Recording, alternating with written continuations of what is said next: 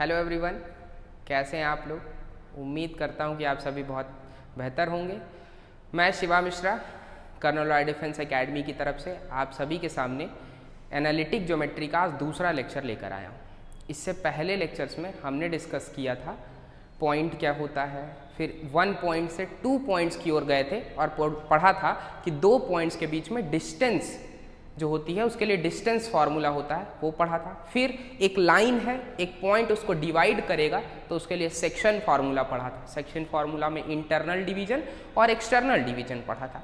उसके बाद 2 पॉइंट से जब आगे बढ़े थे तो 3 पॉइंट्स की बात की थी। मान लीजिए एक पॉइंट था तो पॉइंट, 2 पॉइंट हुआ, दोनों को ज्वाइन किया तो लाइन बनी। अब मान लीजिए ये लाइन है आपके सामने, एक और तीसरा पॉइंट है तो तीनों पॉइंट्स को ज्वाइन करके क्या बनेगा, एक ट्रेंगल बनेगा। और वहां तक पढ़ा था कि जब ट्रेंगल बन गया तो उसका एरिया क्या होगा, यहां तक पढ़ लिया था हमने। अब बात करेंगे इसके बाद कि कोलिनियरिटी ऑफ 3 पॉइंट्स। अब देखो 3 पॉइंट्स की ही क्यों बात कर रहे हैं, 2 पॉइंट्स की बात क्यों नहीं कर रहे हैं। तो 2 पॉइंट्स की बात इसलिए नहीं कर रहे हैं क्योंकि 2 पॉइंट्स तो आपस में हमेशा कोलिनियर होंगे, कहीं भी आप रख दीजिए। देखिए ये 2 पॉइंट्स आपस में हमेशा कोलिनियर होंगे। अब कोलिनियर होता क्या है, पहले ये जानना बहुत ज़रूरी है।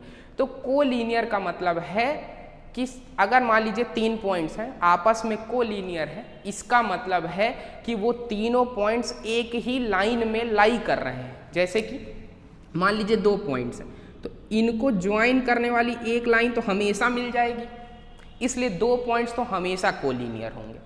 अब 3 पॉइंट्स की बात करते हैं। कोई भी 3 पॉइंट्स आपस में कोलिनियर तभी होंगे जब एक ऐसी रेखा मिल जाए, एक ऐसी लाइन मिल जाए जो इन्हीं तीनों पॉइंट्स को ज्वाइन करते हुए पास हो, या फिर एक ही लाइन पर ये तीनों पॉइंट आ जाएं, तो इन तीनों पॉइंट्स को हम क्या कहेंगे, कोलिनियर पॉइंट्स कहेंगे।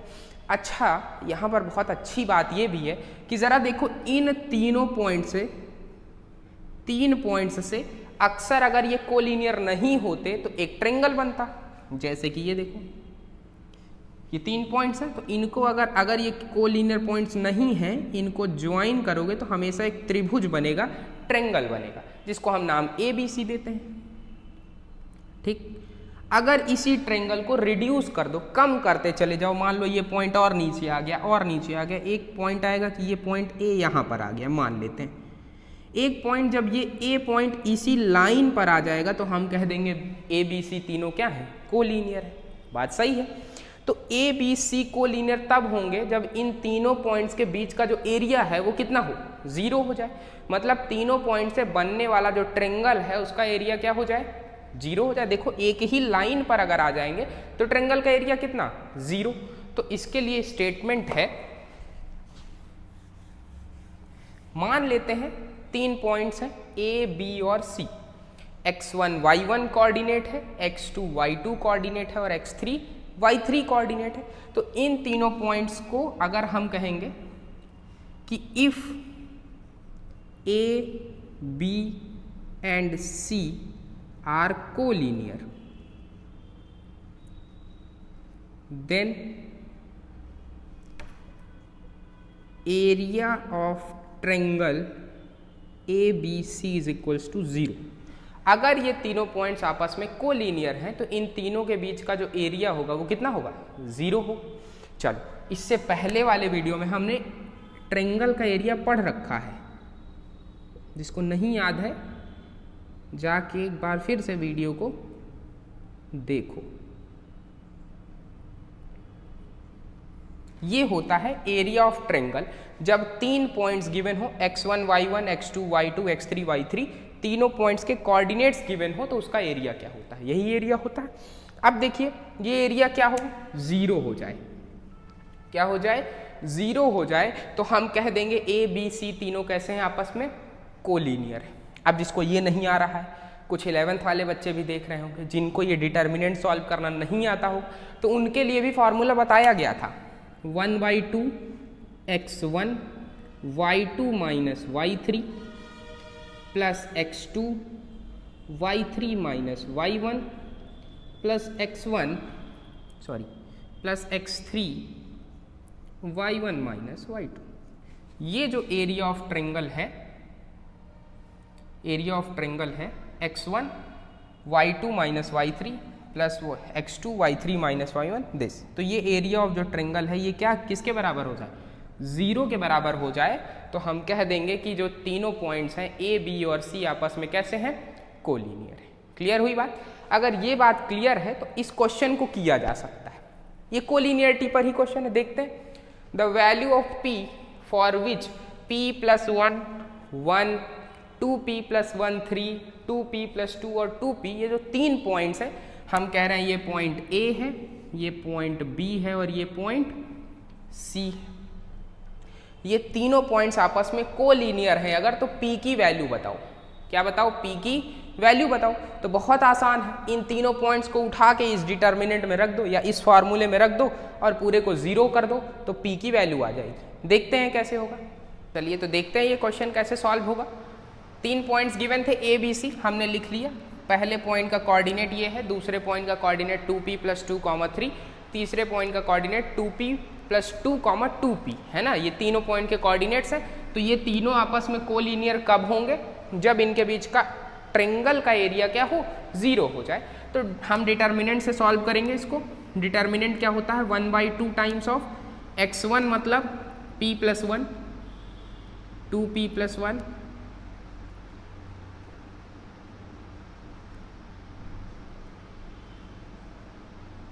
इस डिटर्मिनेंट को, ये पूरा किसके बराबर होगा, 0 के बराबर होगा। तो इस डिटर्मिनेंट को खोलना सबको आता होगा। इस डिटर्मिनेंट को खोलेंगे, सॉल्व करेंगे तो ये आएगा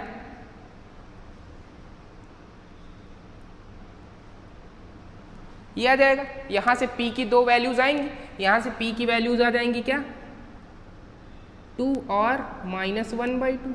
दो वैल्यूज आएंगी, या तो p की वैल्यू 2 होगी या तो p की वैल्यू -1/2 होगी। तो दोनों सही है। तो ऑप्शन कौन सा हो जाएगा, बी ऑप्शन, कि p की वैल्यू 2 है और कितनी है, -1/2। क्वाड्रेटिक इक्वेशन तो सॉल्व कर लेंगे ना, सॉल्व करना आता होगा, डिटर्मिनेंट भी सॉल्व करना आता होगा। वैसे तो इसको प्रॉपर्टी से भी सॉल्व कर सकते हैं, R2 - R1 कर दो, फिर R3 - R1 कर दो, तो ये टर्म 0 हो जाएंगे।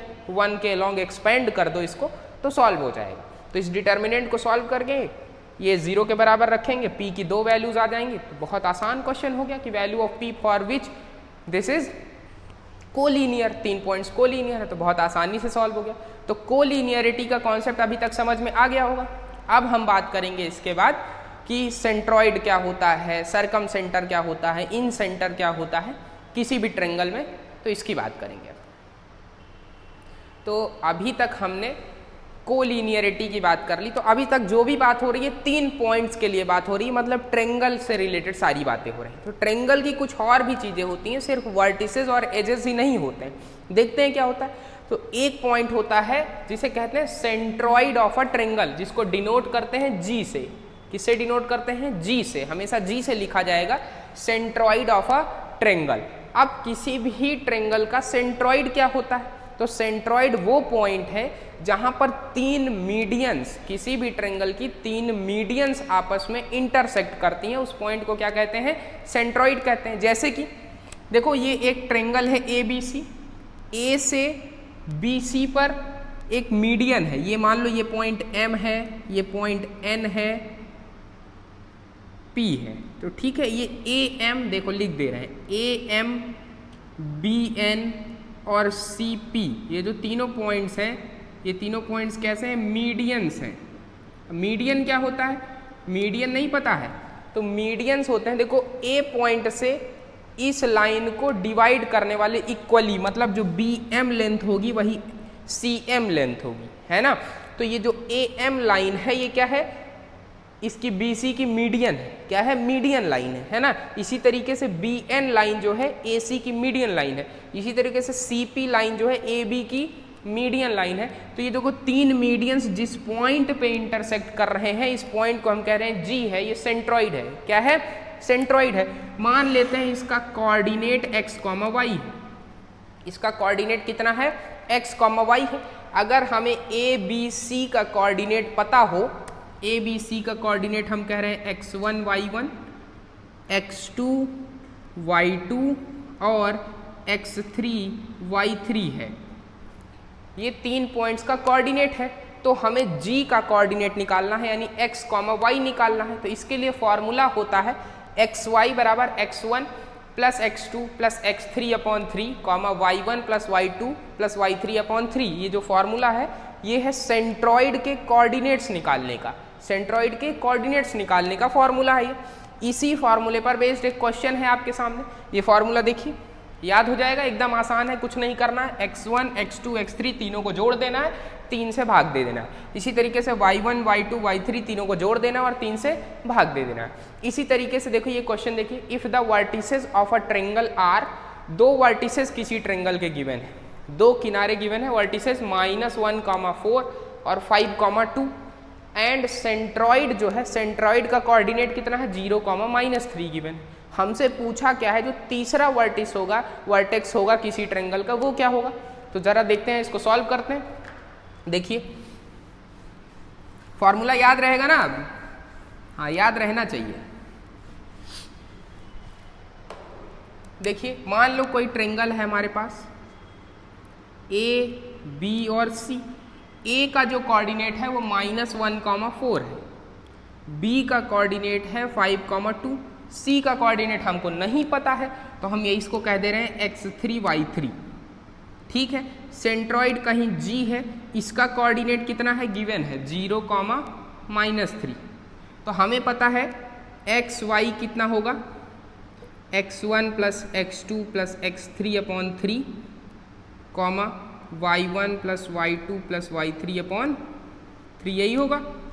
तो देखो x कॉमा y की जगह हम 0,-3 लिख दे रहे हैं, x1 प्लस x2 कितना हो जाएगा -1 plus 5 plus x3 upon 3 comma 4 plus 2 plus y3 upon 3।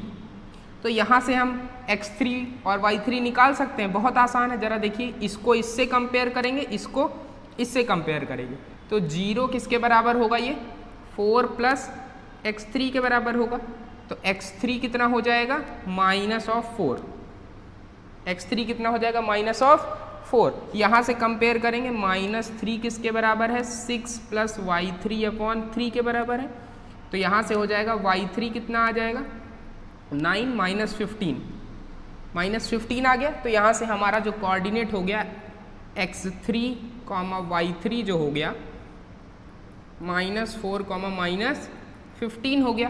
तो यहाँ से निकाल लेंगे कौन सा ऑप्शन, बी ऑप्शन, -4, -15। तो ये निकल आया बहुत आसानी से। तो सेंट्रॉइड बहुत आसान है, बस ये याद रखना है कि इसको जी से डिनोट करते हैं, इसका फॉर्मूला ये होता है, ये तीनों मीडियंस का इंटरसेक्शन होता है, ठीक है। ये समझ में आ गया। तो अब हम बात करेंगे इन सेंटर की। इसके बाद आइए अब देखते हैं कि इन सेंटर ऑफ अ ट्रायंगल क्या होता है। इन सेंटर क्या होता है, जैसे कि हमने पढ़ा सेंट्रॉइड क्या होता है, 3 मीडियंस का इंटरसेक्शन होता है। तो जो ये इन सेंटर होता है, ये 3 एंगल बाइसेक्टर्स का इंटरसेक्शन होता है। मतलब अब एंगल बाइसेक्टर क्या है, कोई एक ट्रायंगल है, मान लीजिए ये एक ट्रायंगल, तो इसमें 3 इंटरनल एंगल्स होते हैं, एक ये एंगल है, एक ये एंगल है और एक ये एंगल।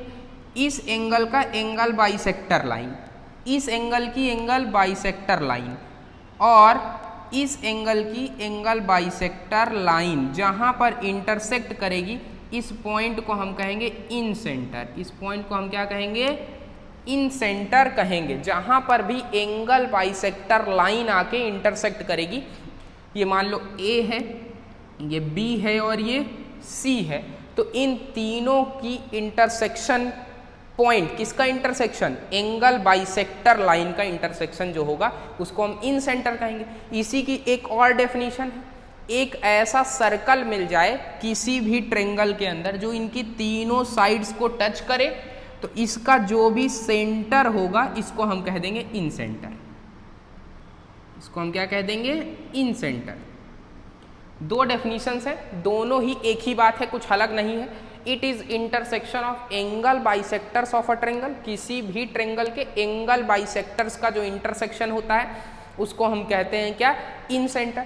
या फिर it is a centre of the circle inside a triangle touching all the 3 sides. एक ऐसा सर्कल हो किसी भी त्रिभुज के अंदर, है ना, एक ऐसा सर्कल हो जो इसकी तीनों साइड्स को टच कर रहा हो, तीनों साइड्स को क्या कर रहा हो, टच कर रहा हो। तो इसी सर्कल का जो सेंटर होगा, मध्य बिंदु जो होगी, सेंटर जो होगा, उसी को क्या कहते हैं, इन सेंटर ऑफ अ ट्रायंगल कहते हैं।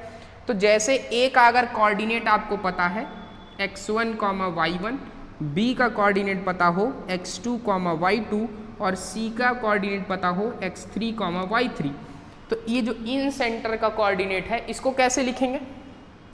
इन सेंटर का कोऑर्डिनेट होता है ax1 plus bx2 plus cx3 upon a plus b plus c comma ay1 plus by2 plus cy3 upon a plus b plus c, जहाँ पर a b c क्या है?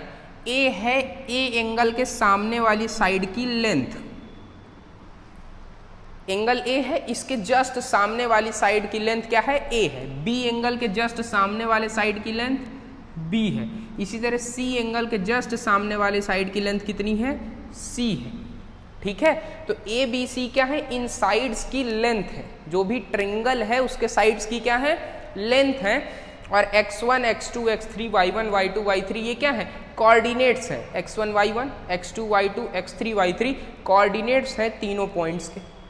बात समझ पा रहे हैं? तो ये फॉर्मूला याद रखिएगा। अगर आपको कोऑर्डिनेट्स दे दें तो डिस्टेंस निकाल लेंगे, ए बी सी निकाल लेंगे, उसी तरीके से फिर इन सेंटर निकाल लेंगे। इस पर एक क्वेश्चन डिस्कस करते हैं, फिर आगे बढ़ते हैं। तो एक क्वेश्चन डिस्कस करते हैं। देखिए कह रहा है कि इन सेंटर का कोऑर्डिनेट निकालना है। The coordinate of in centre of a triangle जिसकी वर्टिसेस गिवन है 4, -2, -2, 4 और 5, 5 गिवन है। देखिए क्या करेंगे इस क्वेश्चन में। एक ट्रायंगल हो हमारे पास, त्रिभुज है ना, ए बी और सी। अब देखो ए दिया गया है कितना? 4, -2, ये कितना गिवन है? -2, 4 और ये कितना गिवन है? 5, 5। क्वेश्चन देख के घबराने का नहीं, सॉल्व होगा।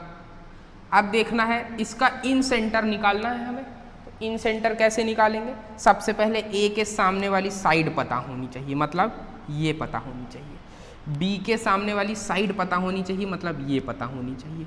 और सी के सामने वाली साइड पता होनी चाहिए। अगर ये तीनों आपको पता है तो फार्मूला लगाना बहुत आसान है। अब देखो ये कैसे पता होगा।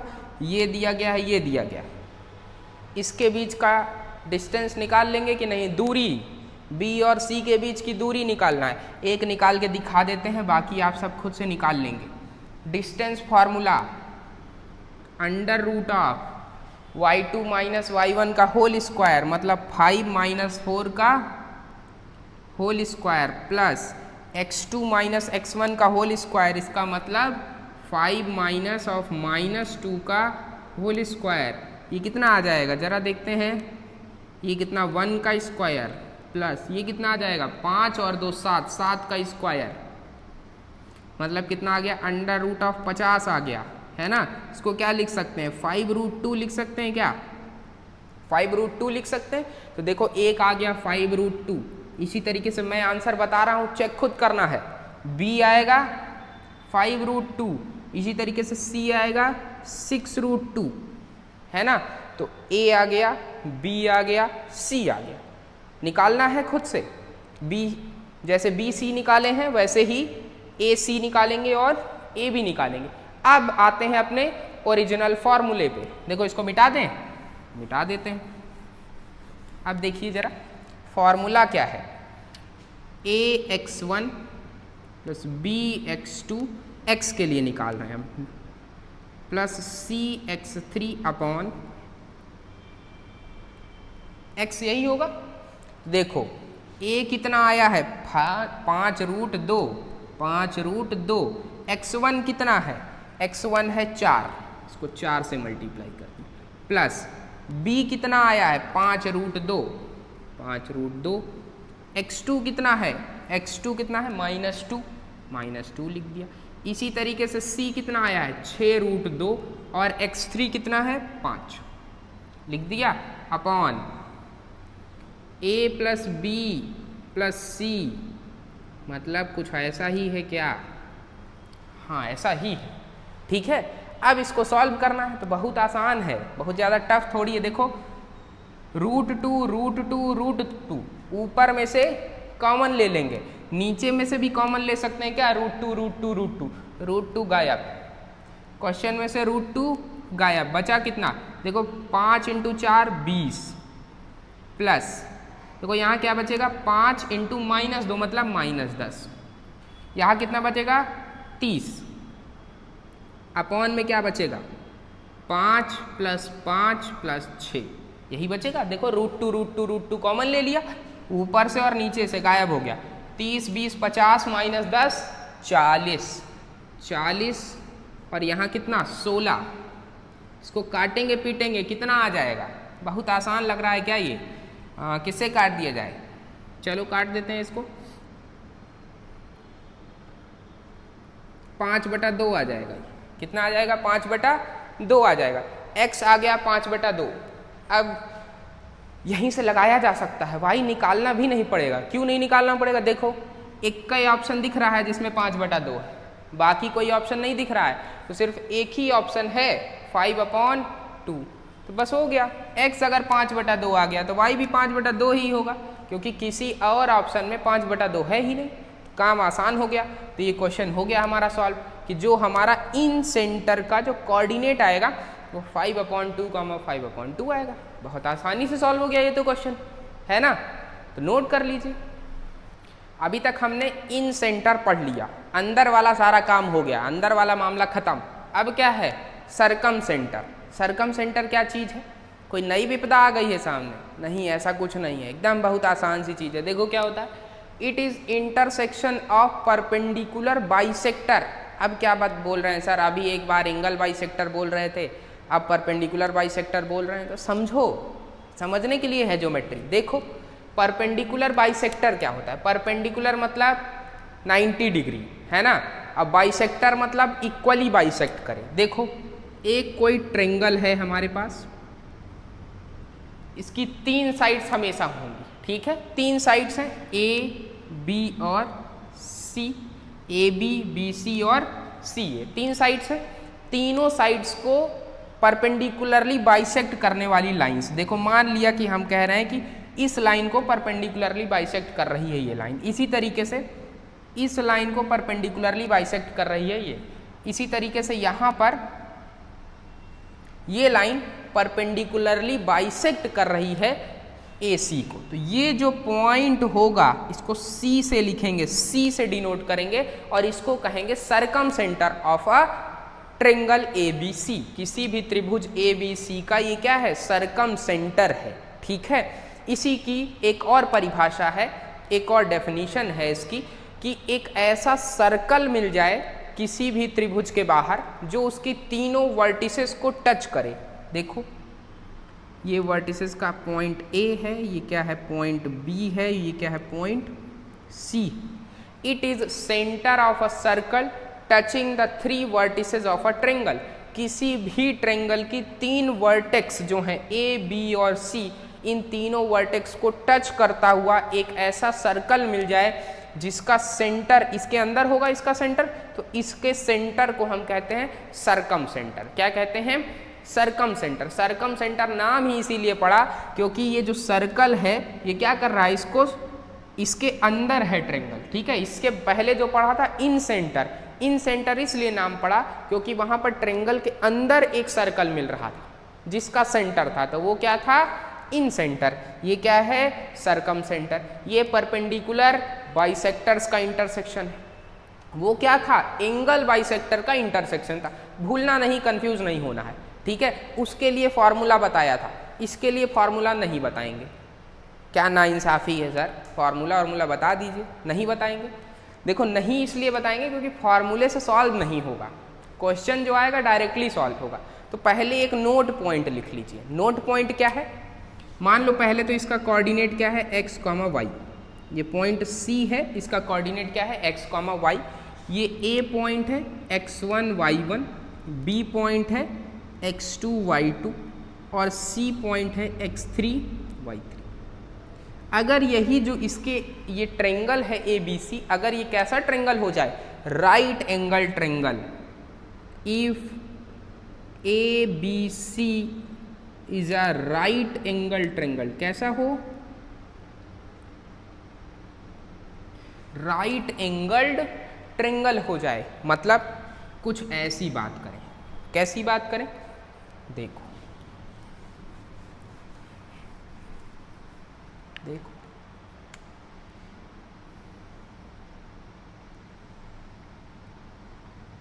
राइट एंगल ट्रायंगल, एक सर्कल ऐसा मिल जाए हमको,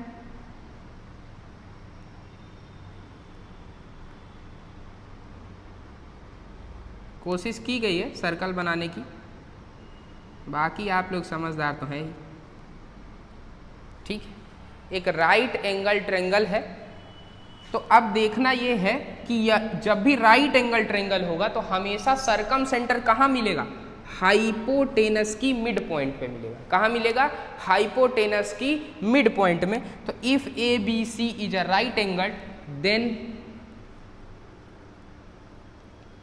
सरकम सेंटर lies on the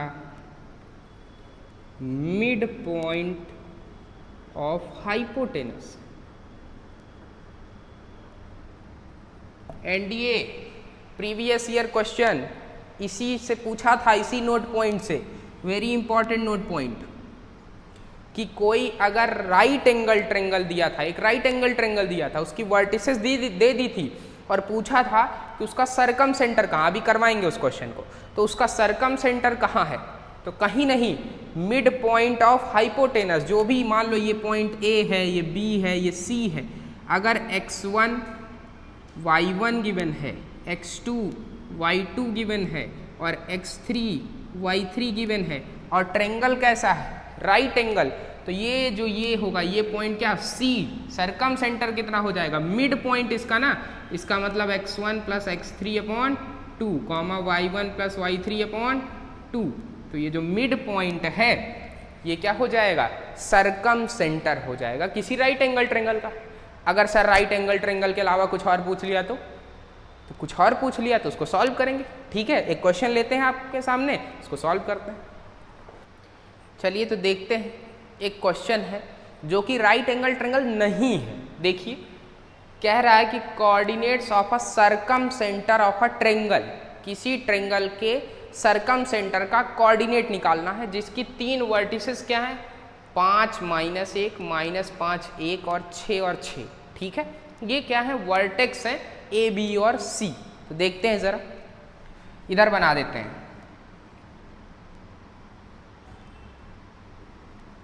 मान लेते हैं ये ए है, ये बी है और ये सी। ए कितना गिवन है, 5, -1, बी कितना गिवन है, -5, 1 और सी कितना गिवन है, 6, 6। यहाँ कहीं हम कह रहे हैं कि इसका सी सरकम सेंटर होगा, ठीक है। सरकम सेंटर होगा तो मतलब ये पॉइंट ऐसे ज्वाइन कर दिया जाए, एक सर्कल मिलेगा।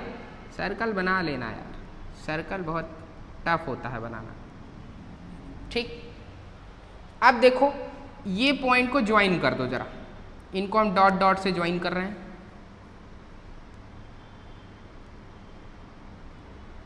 ठीक। तो देखो क्या ए सी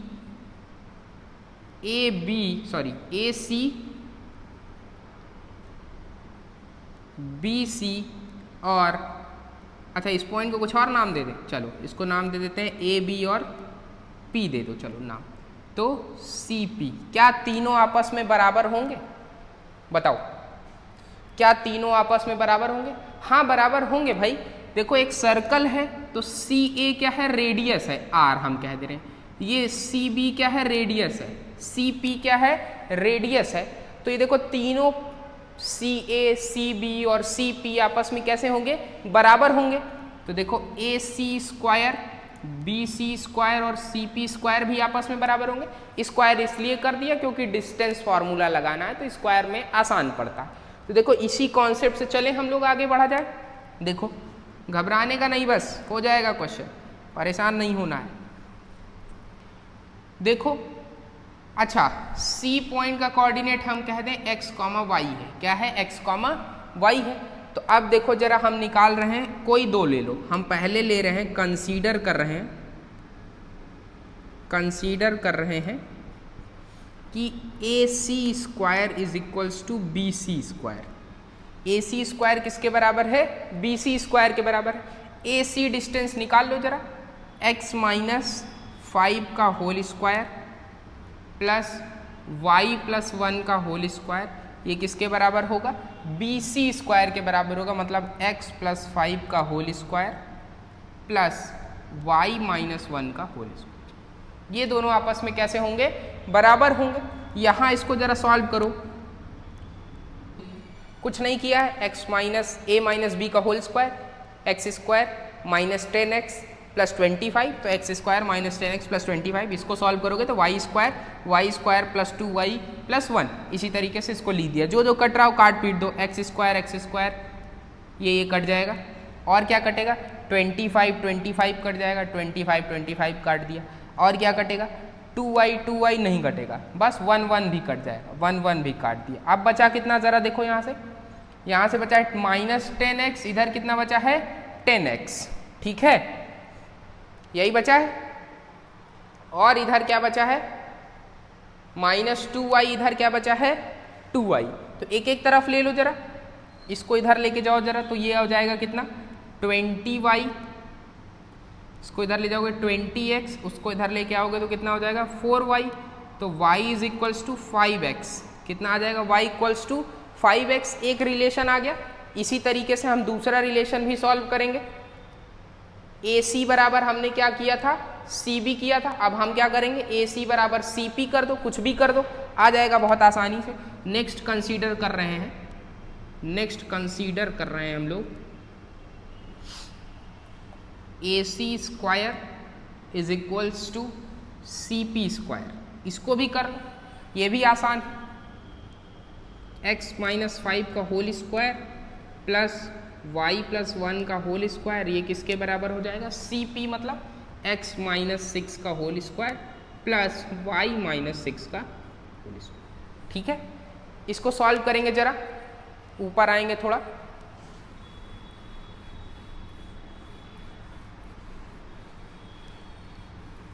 चलो इसको कंसीडर करके हम सॉल्व कर रहे हैं, तो ये वही हो जाएगा x square minus of 10x plus of 25 plus y square plus 2y plus 1, ये किसके बराबर हो जाएगा जरा, x square minus of 12x plus of 36 plus of y square minus of 12y plus of 36, ठीक है। A square minus a minus b का whole square expand कर दिया, यहाँ से भी एक्स स्क्वायर वाई स्क्वायर ये सब कट जाएगा, और कुछ कटेगा, और कुछ नहीं कट रहा है, चलो तो ये हो गया minus 10x plus 2y plus 26, 25 plus 1 26 is equals to, यहाँ क्या बचा minus 12x plus minus 12y plus of 72। Solve करेंगे इसको, सबको एक तरफ एक्स वाई वाला टर्म, इसको इधर लेके आ जाओगे, कितना बचेगा 2x, और ये कितना बचेगा minus of 14y is equals to 26 minus कर दो तो कितना बचेगा 72 माइनस 26, ठीक है, ये आ जाएगा आपका 6, और यहाँ से आ जाएगा आपका 46, ठीक है। ये बात एकदम क्लियर है। अब देखो यहीं से उठा के पुट कर दो, y बराबर 5x, पुट कर दिया y बराबर 5x, तो यहाँ से 2x plus 14 multiplied by 5x is equals to 46, ठीक है। यहाँ से कितना आ गया, तो यहाँ से x की वैल्यू आ गई 23/36, x की वैल्यू ये आ गई, y की वैल्यू क्या आ जाएगी, 5 से मल्टीप्लाई कर दो, y की वैल्यू आ जाएगी, तो यहीं से y की वैल्यू आ जाएगी 5 × 23/36, तो एक्स वाई आ गया। कौन सा ऑप्शन, कोई ऑप्शन नहीं मैच कर रहा है, तो D option none of these है ना, तो ये क्वेश्चन सॉल्व हो गया। देख रहे हैं कैसे सॉल्व करना है इसको सॉल्व ऐसे करना है कि हमेशा 2 पॉइंट्स ले लेंगे, हमेशा क्या ले लेंगे, 2 पॉइंट्स ले लेंगे। देखो CA CB एक बार ये लिया, उसके बाद CA CP, दो का कॉम्बिनेशन लेंगे और इसको हम सॉल्व करते चले जाएंगे, ठीक है। इसी सीक्वेंस में हम आगे पढ़ेंगे। अब एक लास्ट है इसका, ऑर्थो सेंटर क्या होता है किसी ट्रायंगल का। अभी तक हमने सेंट्रॉइड पढ़ लिया, इन सेंटर पढ़ लिया, सरकम सेंटर पढ़ लिया, ठीक है। अब हम पढ़ने वाले हैं क्या, ऑर्थो सेंटर। तो ऑर्थो सेंटर क्या होता है, it is intersection of altitudes of a triangle. मतलब एल्टीट्यूड क्या हो गया, एल्टीट्यूड क्या होता है किसी ट्रायंगल का। देखो किसी भी ट्रायंगल पर 3 हाइट होती हैं। इस पॉइंट से इस लाइन पर परपेंडिकुलर एक ये हाइट हो गई, इस पॉइंट से इस लाइन पर परपेंडिकुलर ये हाइट हो गई, इसी तरीके से एक ये। तो ये तीनों जो हाइट है, एल्टीट्यूड्स हैं किसी ट्रायंगल की, इन तीनों का जो इंटरसेक्शन पॉइंट होता है इसको हम कहते हैं ऑर्थो सेंटर। ओ से डिनोट करते हैं। किससे डिनोट करते हैं, ओ से डिनोट करेंगे ऑर्थो सेंटर, ठीक है। ये हो गया ऑर्थो सेंटर। इसी में एक चीज और लिख लीजिए, नोट पॉइंट लिख लीजिए, बहुत इंपॉर्टेंट नोट पॉइंट है इसका भी, कि अगर मान लो यही ट्रायंगल ए बी सी क्या हो जाए, राइट एंगल ट्रायंगल हो जाए, for a right angle triangle, for a right angle triangle, किसी राइट एंगल ट्रायंगल के लिए जो ऑर्थो सेंटर है वो कहाँ आएगा। तो ऑर्थो सेंटर यहाँ लिख लो, orthocentre is the vertex containing right angle।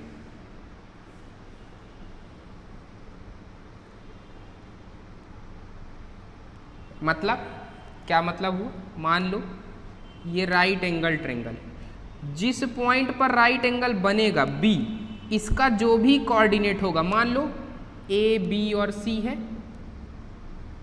x1 y1 x2 y2 और x3 y3। तो अगर राइट एंगल ट्रायंगल है तो जिस पॉइंट पर राइट एंगल बनेगा वही पॉइंट क्या कहलाएगा, ऑर्थो सेंटर कहलाएगा। क्या कहलाएगा, ortho centre.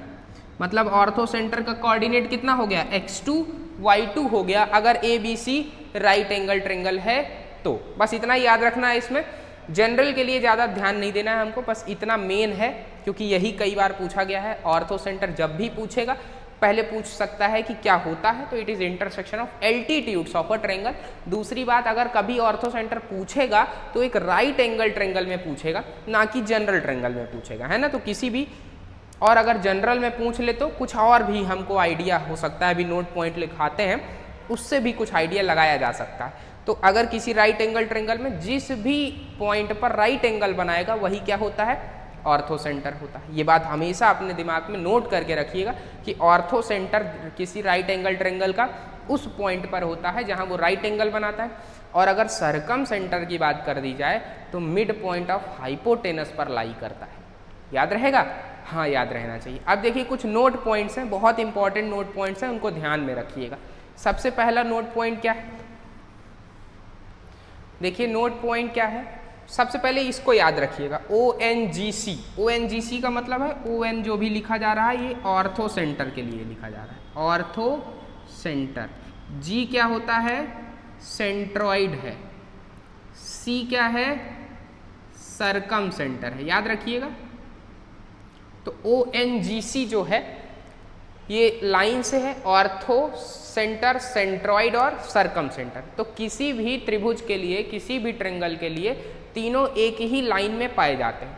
For any triangle all three, orthocentre, centroid और circumcentre lies on a same line, straight line में पाए जाते हैं। मान लो यहाँ कहीं 3 पॉइंट्स हैं, ये O है, ये G है और ये C है, तो एक लाइन ऐसी मिल जाएगी जो तीनों को ज्वाइन करेगी, ठीक है। ये 3 पॉइंट्स हैं, है ना। तो अब ये भी कह सकते हैं कि ऑर्थो सेंटर, सेंट्रॉइड और सरकम सेंटर कैसे हैं, they are collinear, they are collinear. तो यहाँ पे इसको भी लिख सकते हैं कि ऑल 3 आर कोलिनियर।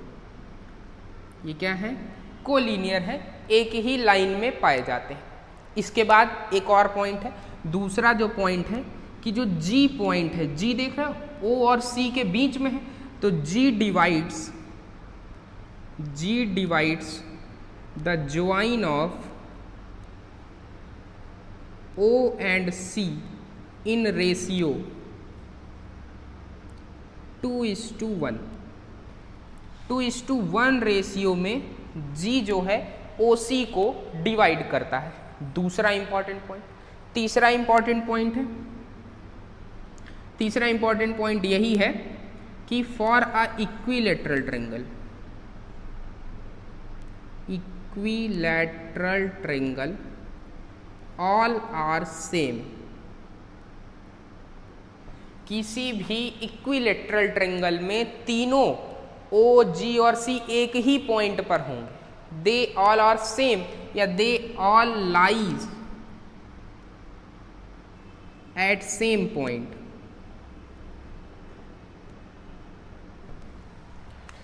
एक ही पॉइंट पर तीनों लाई करेंगे अगर ट्रायंगल कैसा हो, इक्विलैटरल ट्रायंगल।